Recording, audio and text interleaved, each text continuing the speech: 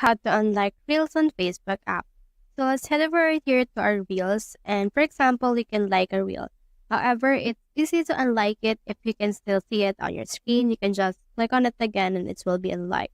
However, what will happen if you can't see that Reel anymore? What you can do is you can click on these three lines, click on this gear icon, click on this search settings, and click on this activity log. Click on this Facebook activity, then expand your comments and reaction. Click on this likes and reaction. And then from in here, you can see all of the reels you have liked. Like for example, this one, and this one.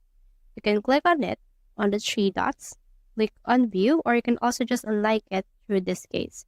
Click on unlike. And as you can see, it's been removed. You can head over and click on this again and like it. And as you can see, it's been removed as well. So that's how you unlike Reels on Facebook app. Hope we help.